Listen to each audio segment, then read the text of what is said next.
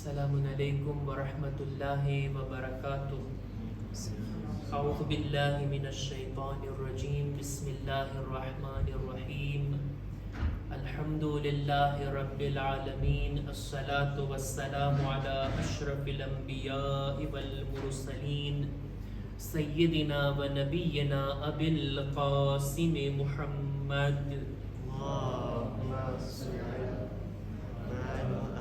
وعلى أهل بيته الطيبين الطاهرين المعصومين المظلومين ولعنة الله على أعدائهم أجمعين أما بعد فقد قال الله سبحانه وتعالى في كتابه الكريم بسم الله الرحمن الرحيم شهر رمضان الذي أنزل فيه القرآن صلوات بر محمد وآل محمد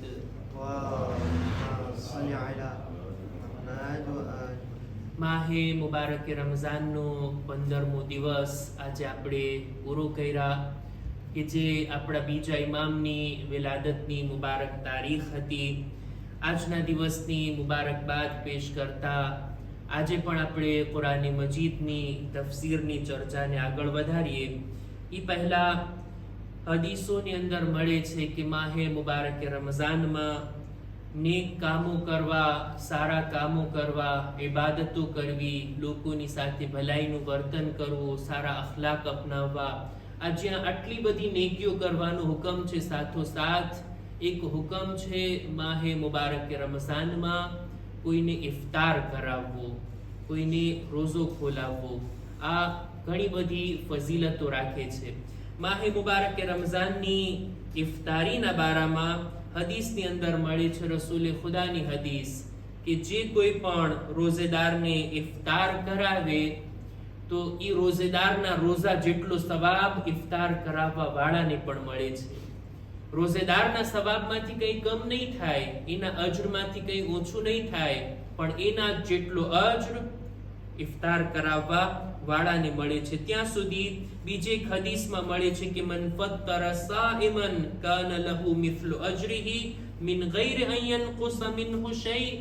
આજ બાબતને આ હદીસમાં બયાન કરવામાં આવી કે રોઝેદારના અજરનો જેટલો સવાબ રોઝો ખોલાવનારને મળે છે.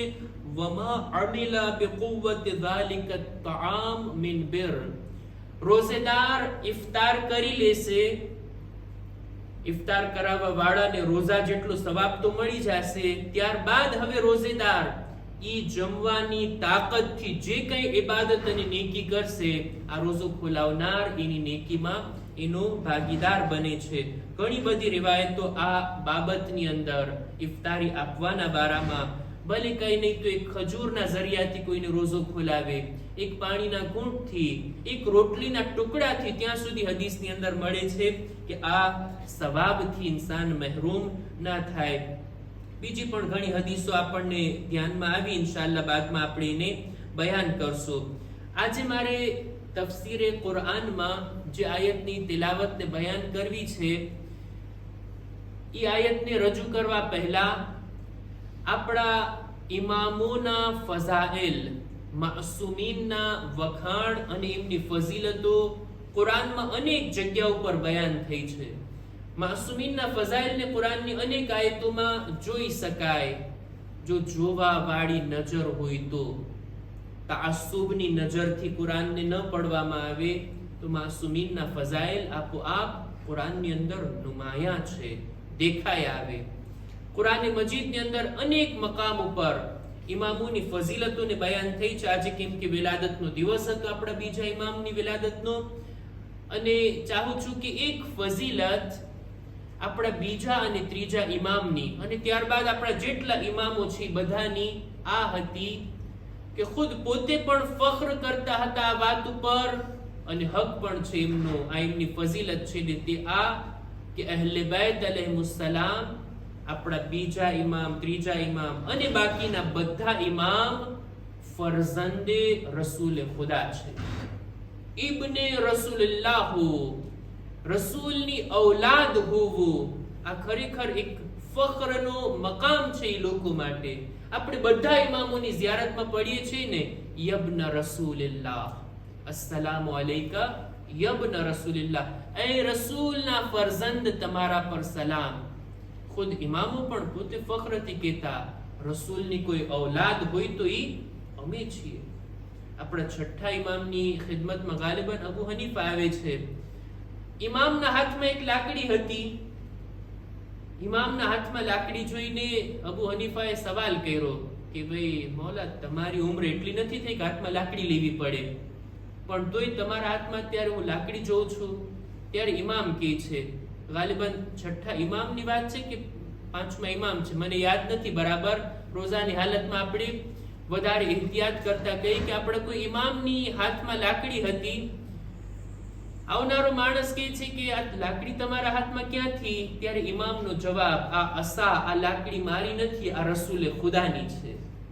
આ એમની અસા છે કે જે વારસામાં અમારા સુધી પહોંચી છે. એટલે તરત ઓલો સહાબી આવીને કહે છે, મૌલા, મને રજા આપો તો હું આ લાકડીને ચૂમી લઉં, એના બોસા લઈ લઉં, એનેથી તબરુક મેળવું.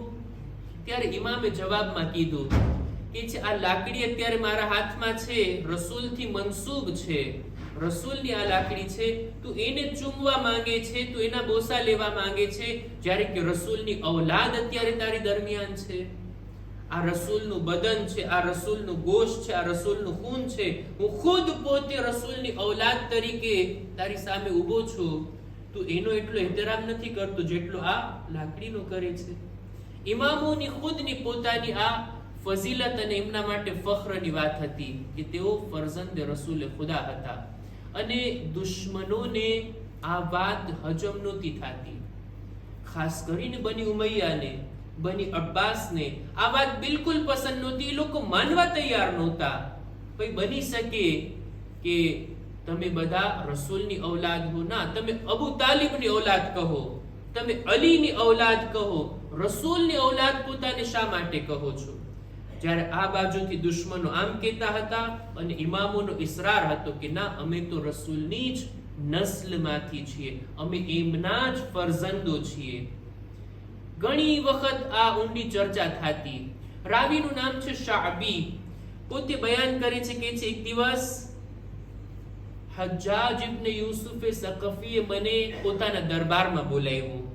રાતનો સમય હતો અને રાતના સમયની અંદર મને જ્યારે બોલાવે છે ત્યારે હું એની પાસે ગયો.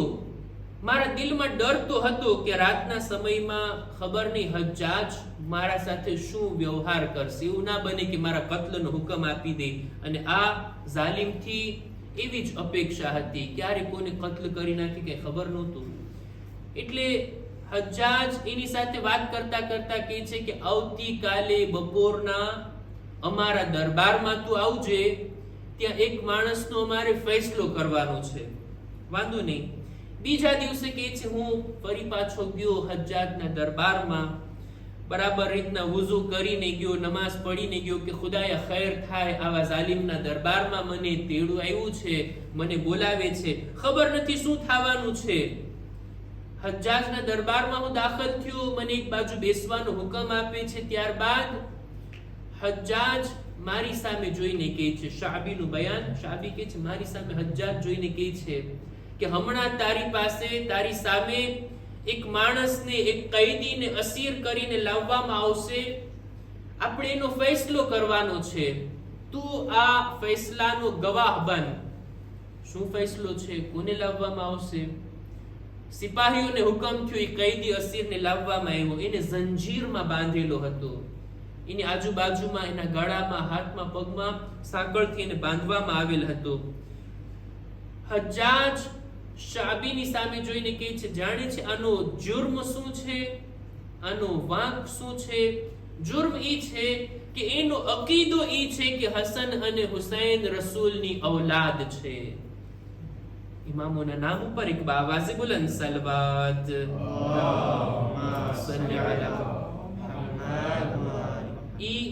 આ બંને હસ્તીઓને રસૂલના ફરઝંદ માને છે, રસૂલની ઔલાદ તરીકે માને છે.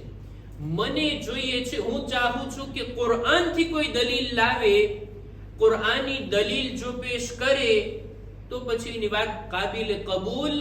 નહીતર જો કુરાનથી સાબિત નહીં કરી શકે તો હમણાં જ હું એને હુકમ આપીશ, એના બદનને એના સરને એના બદનથી જુદા કરવામાં આવશે. શાબી કહે છે મને રહેમ આવ્યો, આવો નેક ઇન્સાન, પરહેઝગાર, એનો ચહેરો મુત્તકી પરહેઝગાર ચહેરો, નૂરાની ચહેરો, એને આ રીતના બાંધવામાં આવે. અને ફક્ત આ કસૂરમાં, અહેલે બૈતની આ ફઝીલતના કારણે શાબી કહે છે કે મેં દરખાસ્ત કરી એની જંજીરોને તો ખોલી દેવામાં આવે. એ ક્યાં ભાગી જવાનો છે તારા દરબારથી? અને જો તારે સજા પણ આપવાની હોય તો આ સાંકળ ઉપર અને જંજીર ઉપર તો તલવાર નહીં ચાલે. તારી તલવાર ઈ જંજીરને તો ખોલવી જ પડશે. અત્યારથી જ ખોલી નાખે. એની જંજીરને ખોલવામાં આવી. હવે હજ્જાજ એને હુકમ આપે છે તું કુરાનથી દલીલ લાવ, કુરાનથી સાબિત કર, નહીતર તારું ગળું કાપી નાખવામાં આવશે. આ માણસ સાકિત છે, ચૂપ છે. હજ્જાજને ઓર ગુસ્સો આવે છે. ફરી પાછો કહે છે કુરાનથી સાબિત કરતા રહા અકીદાને. ઓલો માણસ હજી સાકિત છે. ત્રીજી વાર જ્યારે હજ્જાજે સખ્ત લહેજામાં કીધું એટલે તરત જ આ માણસ કુરાની મજીદની તિલાવતની શરૂઆત કરે છે. બિસ્મિલ્લાહિર રહમાનિર રહીમ વવહબના લહુ ઇસ્હાક વ યાકૂબ. આ રીતના આ આયતની તિલાવત કરે છે. હું કુરાનની આયતની તિલાવત કરું. સૂરે અનઆમની આ આયત છે. સૂરે અનઆમની 84માં નંબરની આયત અને 85માં નંબરની આયત. વવહબના લહુ ઇસ્હાક વ યાકૂબ કુલ્લન હદૈના વ નૂહન હદૈના મિન قبل ومن ذريته داود وسليمان وأيوب ويوسف وموسى وهارون وكذلك نجزي المحسنين. સૂરા અનઆમની 84મી આયત પોતે તિલાવત કરે છે. તિલાવત કરતા કરતા 84મી આયત પૂરી થઈ, પોતે સ્ટોપ થઈ ગયો. પોતે નથી હવે પડતો. હજ્જાજને તો દલીલ ખપે છે ને, દલીલના ઇંતજારમાં હતો ને. એના ગુસ્સાનો કોઈ પાર નહીં. કે છે આમાં ક્યાં દલીલ છે? તો ઓલો માણસ કહે છે કે અહીંયા સુધી હું પડ્યો છું, હવે પછીની આયત તું પડ. હજ્જાજ ગમે એમ હતો પણ હાફિઝે કુરાન તો હતો ને, કુરાનની તિલાવત કરતો, કુરાનની કેટલી આયતો એને યાદ હતી. સૂરે અનઆમની 84મી આયત ઈ પડ્યો, 85મી આયત હવે હજ્જાજ શરૂ કરે છે. હજ્જાજ પડે છે વઝકરિયા વયહ્યા વઈસા વઇલિયાસ કુલ્લુમ મિનસ સાલિહીન. હવે આ આયત ઉપર આયત પડે છે, એની અંદર દલીલ છે, પણ આપણે આયતનો તર્જુમો નહીં પડશું તો કેમ ખ્યાલ આવશે? આ આયત છે જનાબે ઇબ્રાહીમની બાદ જે નબીઓ આવ્યા ને એનો જિક્ર કરે છે. કે જનાબે ઇબ્રાહીમની બાદ આ નબી આવ્યા, આ નબી આવ્યા, આ હસ્તીઓ આવી. અને એની અંદર એક શબ્દ છે કે વમિન ઝુર્રિયતિહી, જનાબે ઇબ્રાહીમની ઝુર્રિયતમાંથી છે. કોણ?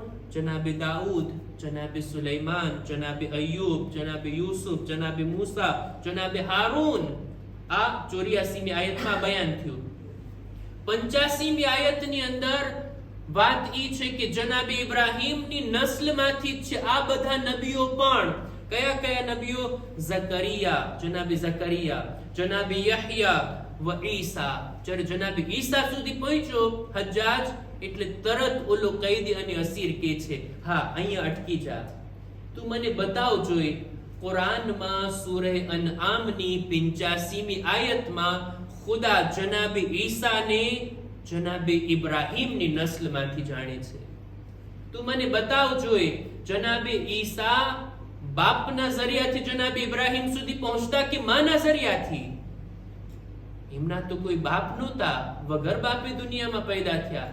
દેખીતી વાત છે, માના જરિયાથી તેઓ જનાબે ઇબ્રાહીમની નસ્લમાંથી છે. અને ન ડાયરેક્ટ, ન દીકરાના દીકરા તરીકે કેટલી નસ્લો પસાર થઈ ગઈ તો પણ માના જરિયાથી જનાબે ઈસા ને કુરાન જનાબે ઇબ્રાહીમનો ફરજંદ જાણતા હોય તો ફાતિમા એક વાસ્તાના જરિયાથી હસન અને હુસૈન રસૂલુલ્લાહના દીકરા કેમ ના હોઈ શકે? એક સલવાત પર મુહમ્મદ વાલે મુહમ્મદ.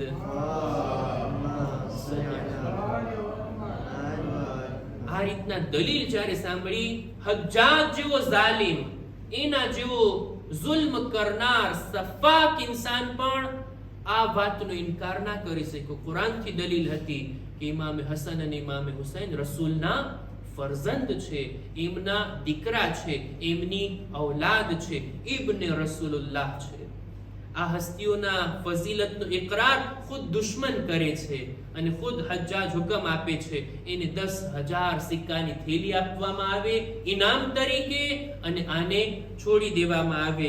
જ્યારે એમને આઝાદ કરવામાં આવ્યા, શાબી કે છે પૂરેપૂરો બનાવ મારી નજરોની સામે હતો. બીજા દિવસે મેં તપાસ કરી કે આ માણસ છે કોણ, આની પાસેથી તો કુરાનની તાલીમ લેવી જોઈએ, કુરાનની તફસીર શીખવી જોઈએ. આ માણસ આ રીતના ફઝાઇલને બયાન કરી શકે દુશ્મનની સામે કે દુશ્મન પણ કબૂલ કરવા માટે મજબૂર થઈ જાય. શાબી કહે છે મેં તપાસ કરી તો જોયું તે સઈદ બિન જુબૈર છે, સઈદ બિન જુબૈર. બીજા દિવસે મેં મસ્જિદમાં જોયું, ઈ સિક્કાની થેલીઓ જે હજ્જાજે આપી હતી એને પોતાની સામે રાખી 10 સિક્કા ઉઠાવીને બધાને આપી રહ્યા છે. બધા ફકીરોને, બધા ગરીબોને, મિસ્કીનોને, જે કોઈ આવે બધાને 10 સિક્કા આપી રહ્યા છે ને લોકો એની પાસેથી આ સિક્કાઓને લઈ રહ્યા છે. આ સિક્કાઓ આપતી વેળા સઈદ બિન જુબૈર આ રીતના કહેતો જાય છે કે હાઝા કુલ્લુહુ બિબરકતિલ હસન વલ હુસૈન. આ માલ જેને હું અત્યારે આપી રહ્યો છું તમને, આ મારો માલ નથી, ઇમામ હસન અને ઇમામ હુસૈનની બરકત છે કે આ માલ મારા હાથમાં આવ્યો અને હું તમને આપી રહ્યો છું. એક સલવાત પર મુહમ્મદ વ આલે મુહમ્મદ. અહલે બેતની આ ફઝીલત, અહલે બેતની આ ખાસિયત અને વિશેષતા કુરાન મજીદની અંદર જોવા મળે છે. ઇમામોની આ સિફત, ઇમામોનો આ મર્તબો ખુદ મુબાહલાના મેદાનમાં પણ જગ જાહેર છે, બધાની સામે છે.